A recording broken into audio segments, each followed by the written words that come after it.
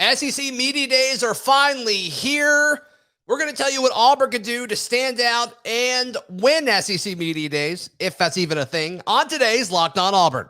Well, Zach, I actually just finished crushing some chicken farm, and I am freaking ready to rock and roll. You are Locked On Auburn, your daily podcast on the Auburn Tigers, part of the Locked On Podcast Network, your team every day. Yes, welcome on into Locked On Auburn, your daily Auburn Tigers podcast. I'm your host, Zac Blackerby, and thank you so much for making Locked On Auburn your first listen every single day. It's talking season. SEC Media Days are finally here, and joining us on the first day of Media Days is Lindsay, Crosby, writer at auburndaily.com, host of Locked On MLB Prospects. He had a huge draft show last night. Be sure to go and check that out if you have not already. But man, Lindsay, there's so many different angles that you could, I guess, attack SEC Media Days. And we're going to hit it in two different ways. We are going to discuss what Auburn can do to quote unquote win SEC Media Days, whatever that means. But that's what a lot of people say. I get that question a ton when I hop on other radio shows. They're like, what can Bryan Harsin do to win Media Days? If that's a thing, we're going to tell you exactly what that is. And then also probably the most important part of SEC Media Days, which is actually happening today. So first things first, Lindsay, and we'll open this up with your thoughts. What can Bryan Harsin and the Auburn Tigers do to quote unquote win talking season, to win SEC Media Days this week? So I think what Bryan Harsin has to do is find a way to give some sort of response to the criticisms that people have of the program and really the concerns that the fans have. So if you go back and you think about in the offseason, the big thing we're hearing about right now is recruiting. That Auburn didn't recruit to the right level last year, and Auburn does not have the quantity in the program from recruits that you're looking for. So, first, for Bryan Harsin to win Media Days, he has to find a way to acknowledge last year's performance and what's happened early this year, while finding some way to demonstrate that they have taken concrete steps to make it better. So some sort of self-awareness there. Yeah, that's interesting because I've heard other people say that too. And I just think if he did that, if he got up to the main podium and somebody asked him, Coach, what's different this year than, 365 days ago? And he went up there and said, we handled recruiting wrong. We didn't understand exactly what we were getting into, and we've adjusted. While that may be extremely transparent, and a lot of people would appreciate that, I think there's just as many people, Lindsay, that would lose their mind if he admitted that.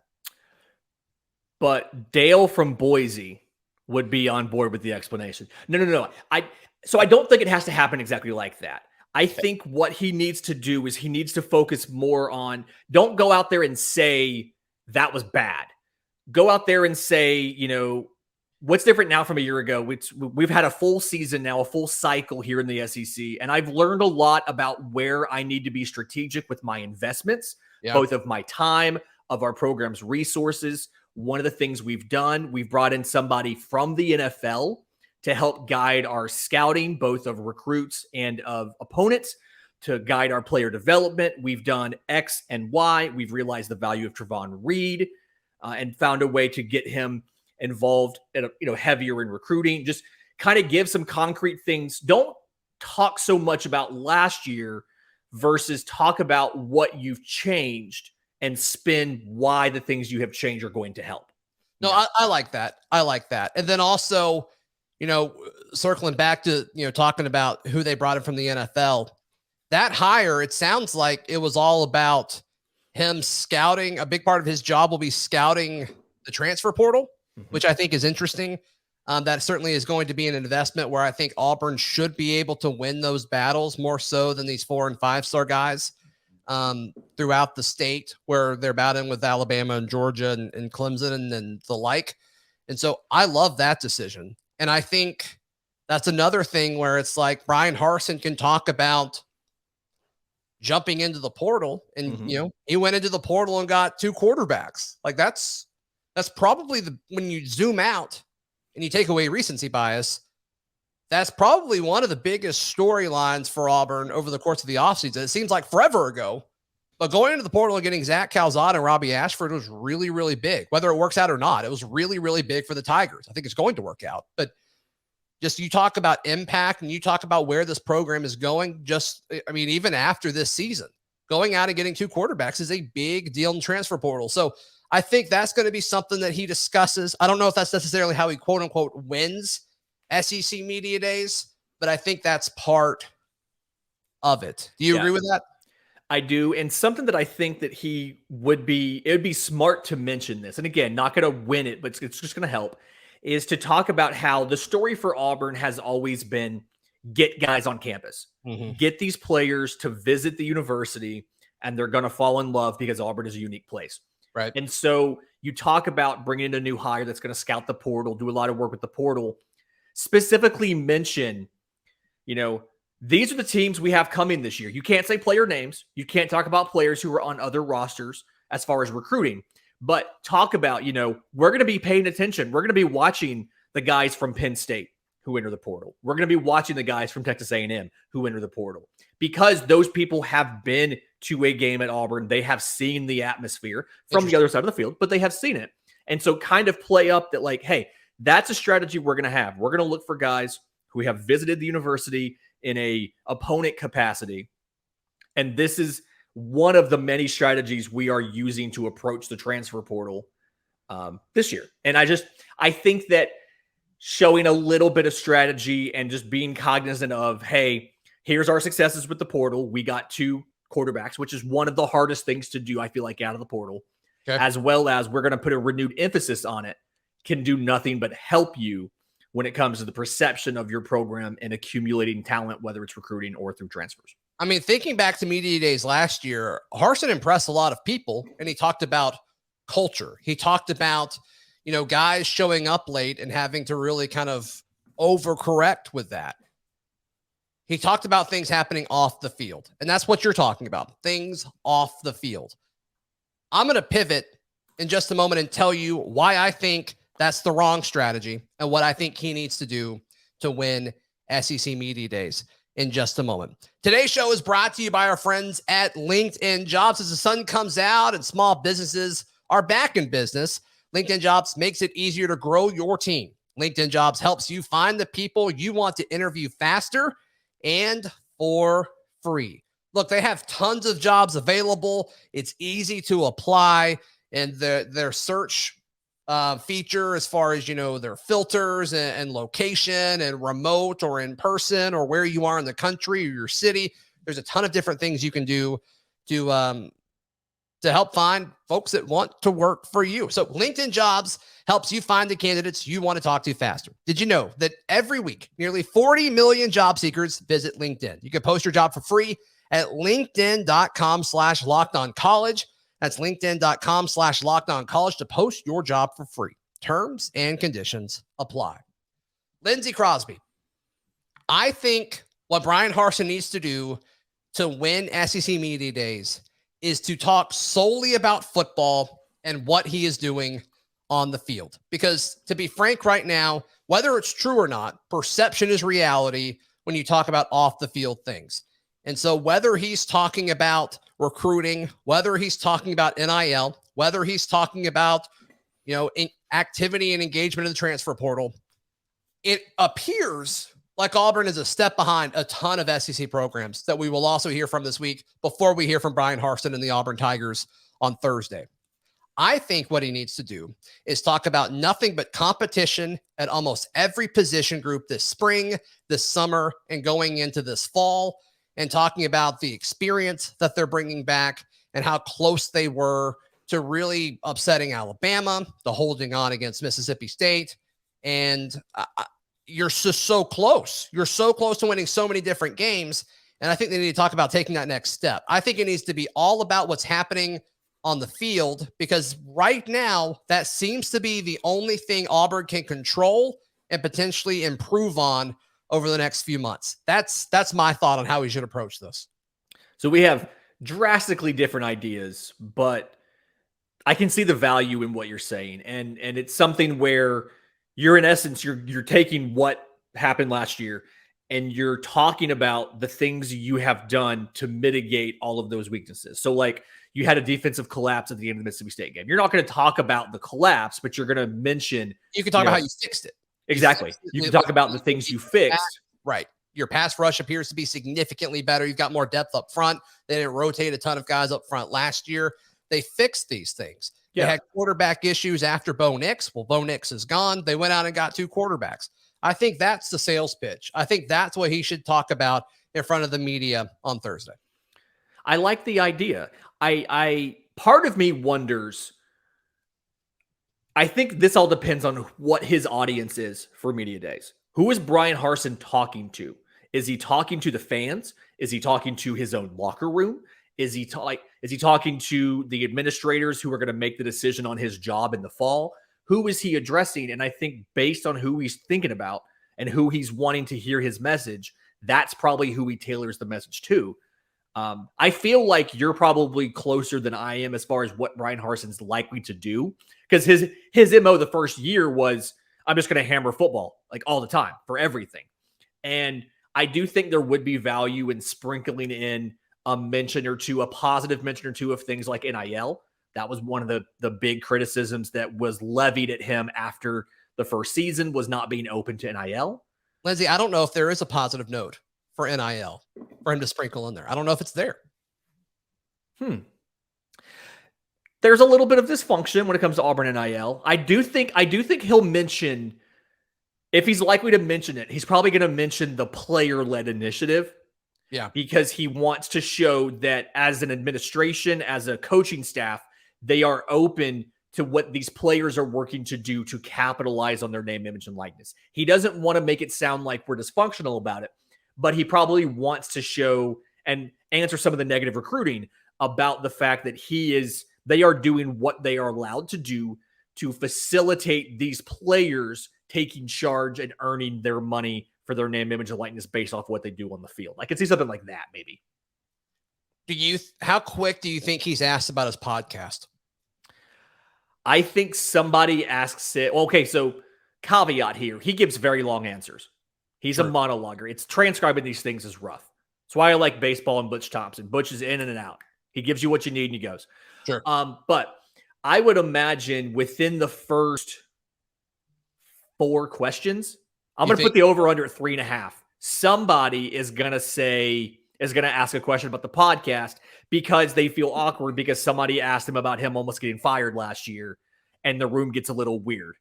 And so someone in the media is going to step up and try to smooth it over a bit by talking about the podcast. So 3.5 is the number here. Shout out to BetOnline for giving us that. I'm amazed they had a line for that. That's amazing. Yeah, that's crazy. That's totally BetOnline.net. And then I think it's similar for the players as well. I think you talk about what's going to happen between the hashes this season, right? I think like with Tank Bigsby, you don't want Tank to be asked about the rumors of him transferring this offseason. Like you don't want that to even come up. John Samuel Shenker, you want him to be asked in every room that he goes to, and there's a ton of rooms this year. So a lot of these guys will be asked the same question over and over and over again for different networks and all of that. You want him to be asked every single time, why did he choose to come back? Same with Derick Hall. You want both of those guys to answer that questions 40 times on Thursday, because the answer is it gives them a chance to talk up Coach Harsin and this program and what he's building and belief in what he's building and belief in what's in that locker room. You want every viewer and every listener, whether it's through ESPN or Fox or CBS, they all have multiple rooms, or, any of the Locked On shows that are there, or local radio throughout Radio Row. You want all of them to hear that answer as much as possible, because those are the 2 guys, especially John Samuel Shenker. Those are the 2 guys, though, that have been the spokesman for belief from the player perspective of what Bryan Harsin is building at Auburn. And this is the chance. To me, it's all about what those guys say and how they say it. And just hearing those guys talk before, and John Samuel Shenker's come on the show multiple times, there's passion there. There's passion, there's belief, and there's conviction. And that's pretty powerful. Yeah, giving them an opportunity to sell or to talk about what sold them on coming back for another year would be huge. Yeah. I do think Samuel Shenker is probably going to get asked about setting some of the tight end records at Auburn. He did set the receptions and receiving yards last year. He's probably going to get asked if he's trying to break that or not. But no, I do think what a silly question, by the way, because he's either going to be like, yeah, that'd be great, but it's all about winning. It's all about winning. But yeah. I mean, somebody will do it. I'm not saying it's going to be a good question. Somebody's going to do it. If we get a few minutes, I'll probably ask him that. Sure. Yeah. See, there you go. And then I imagine Derick Hall is going to get asked about some of the guys in his room, about Eku Leota specifically. I think that'll be fun. Absolute unit. Just absolute unit. And that's the only reason I shoehorned that in here just so we could talk about him being an absolute unit, because he is an absolute unit. Can't stress it enough. Yeah. But Tank, I think, is the big one. And I think hearing what he says, I have not had the pleasure of hearing Tank Bigsby speak to the media. So I don't necessarily know a lot about, don't have a lot of expectations as far as what that's going to be. I just don't have any sort of informed They don't give them to us too often. They did it before the season a little bit last year, but during the season, I don't think we got Tank a whole lot. So that'll be good to see. Yeah. And I want to see, I think people are going to be looking for what he says about what's different this year versus last year, because that question is going to come up about what is different this year. You have a new, whether it's coordinators different, things like that. If I get a chance to ask Tank a question, it will not be about Tank. It will be about the offensive line. Because to me, we all know what Tank is. We all know what Jarquez Hunter is. To some extent, I think we've got a pretty solid guess of what Damari Alston could be, just as far as the running back room. But none of it matters unless the offensive line looks better. So to me, the first and most important question with Tank Bigsby isn't even about Tank. It's about the guys blocking for him. Yeah. And it's, how do you feel about these guys? What do you think is going to happen? What does it look like in practice? That kind of stuff. I would be curious to hear just some of the backstory behind all of the guys and how Auburn is handling that competition to figure out who are going to be the top 5 linemen.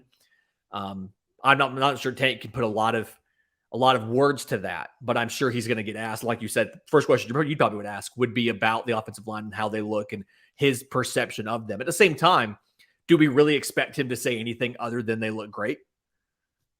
I mean, I don't know. I guess the story is if he doesn't, right?